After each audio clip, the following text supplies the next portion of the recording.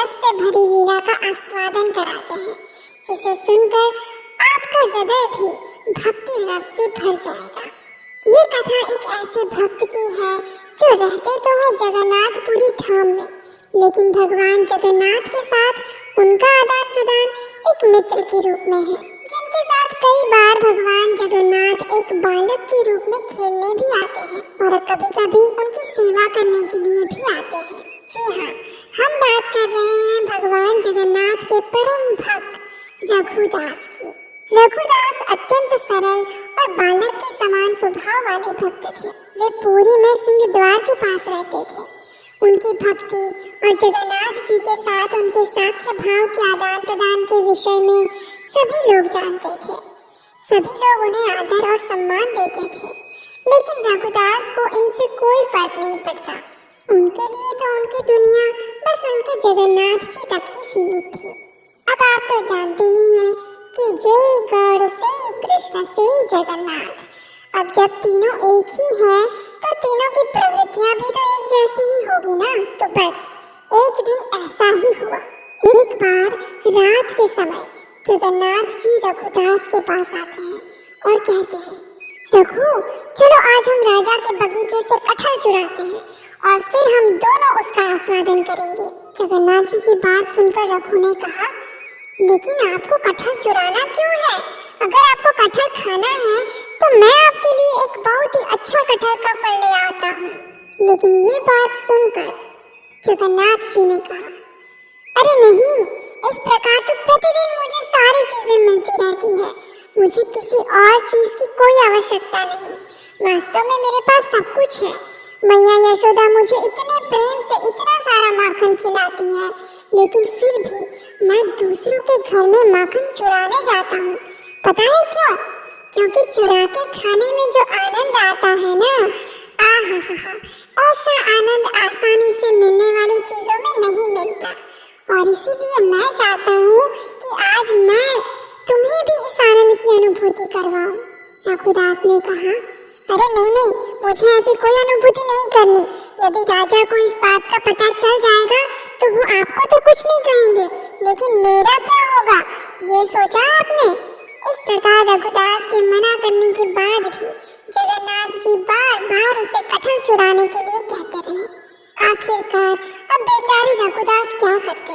उन्हें थक हार के भगवान जगन्नाथ की बात माननी पड़ी और इस प्रकार भगवान जगन्नाथ और उनके नैष्ठिक भक्त रघुदास की सेना चल पड़ी राजा के बगीचे में कटहल चुराने के लिए। जरा कल्पना करके देखिए कि वो दृश्य कैसा होगा जब ये दोनों मित्र राजा के उद्यान में जाकर कटहल चुराएंगे। चलिए आगे क्या होता है देखते हैं।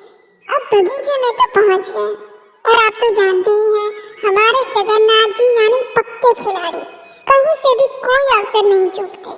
उन्होंने रघुदास को कहा, देखो रघु, ये कटहल का पेड़ बहुत बड़ा है और इस पर बड़े बड़े फल लगे हुए हैं। ऐसा करो, तुम इस पेड़ पर चढ़ जाओ, मैं यहाँ नीचे खड़ा हूँ।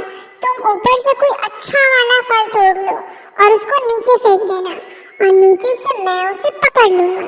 उसके बाद तुम नीचे आ जाना और फिर किसी को पता ना चले वैसे हम दोनों यहाँ से भाग जाएंगे। अब रघुदास इसमें क्या बोलेंगे? जगन्नाथ जी की रणनीति को शिरोधार्य करके वे तो चढ़ गए कटहल के पेड़ पर। वहाँ से एक अच्छा सा बड़ा सा कटहल का फल तोड़ लिया और नीचे आवाज लगाई, जगन्नाथ, क्या आप तैयार हो? मैं कटहल का फल नीचे फेंक रहा हूँ, उसे पकड़ लेना। जगन्नाथ ने कहा, हाँ, मैं यहीं पर हूँ, तुम फेंको उसे, अभी फेंको। ये सुनकर अब रघुदास ने तो फल नीचे फेंक दिया और सोचा कि नीचे जगन्नाथ जी उसे पकड़ लेंगे। लेकिन ये क्या, कहाँ है जगन्नाथ जी? अरे वो वहाँ होंगे तब तो पकड़ेंगे ना। धड़ाम से वो कटहल का फल नीचे जमीन पर गिरा, जोर से आवाज आई और फल दो हिस्सों में टूट गया। जब राजा के सिपाहियों ने ये आवाज सुनी तो उन्हें पता चल गया कि जरूर कोई कटहल का फल चुराने के लिए बगीचे में घुसा है। वे सब दौड़ते दौड़ते वहाँ आ गए और अब यहाँ का दृश्य देखा तो उन्हें विश्वास ही नहीं हो रहा था। उन्होंने क्या देखा कि बड़ा सा कटहल का फल जमीन पे गिरा हुआ है और उस पेड़ पर रघुदास बैठे हुए हैं। सिपाहियों ने तुरंत जाकर राजा को सूचना देते हुए कहा कि हे राजा, आश्चर्य के साथ हमें आपको सूचित करना पड़ रहा है कि आपके बगीचे में आज रघुदास कटहल का फल चुराने के लिए आए थे और अभी भी वो वहाँ पेड़ पर बैठे हुए हैं।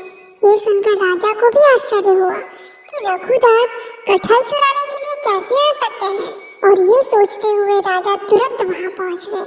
वहाँ जाकर उन्होंने देखा तो सच में रघुदास अभी भी पेड़ पर बैठे हुए थे और नीचे में कटहल का टूटा हुआ फल पड़ा था। राजा ने रघुदास को नीचे आने के लिए कहा। जब रघुदास पेड़ से नीचे आए तो राजा ने उनसे कहा, हे मेरे प्रिय और परम भक्त रघुदास, अगर आपको कटहल खाने की इच्छा थी तो आपने इतनी रात को यहाँ मेरे बगीचे में आने का कष्ट क्यों किया? यदि आप कहते तो मैं इस फल को आपके घर पर भिजवा देता। अब रघुदास क्या उत्तर देते? उन्होंने राजा को जगन्नाथ जी का सारा वृत्तांत क्या सुनाया कि किस प्रकार जगन्नाथ जी ने उन्हें इस प्रकार चोरी करने के लिए कहा था और फिर वे ही वहाँ से गायब हो गए। ये सुनकर राजा और सिपाही सभी लोग हंसने लगे। सभी लोगों ने रघुदास के साथ भगवान जगन्नाथ की इस मधुर लीला का आनंद लिया और अनेक दिनों तक भगवान की चोरी की इस कथा की चर्चा पूरे नगर में होती रही। एक बार जब रथ यात्रा के समय सारी तैयारियां हो गई थी, भगवान जगन्नाथ जी, बलदेव जी और सुभद्रा मैया अपने अपने रथों पर सवार हो चुके थे। राजा ने भगवान जगन्नाथ के रथ के सामने झाड़ू मारने की पहिंद विधि भी कर ली थी। चारों ओर शंख, मृदंग, करताल बज रहे थे और जैसे जगन्नाथ जी का रथ खींचने लगे तो वो रथ हिला ही नहीं।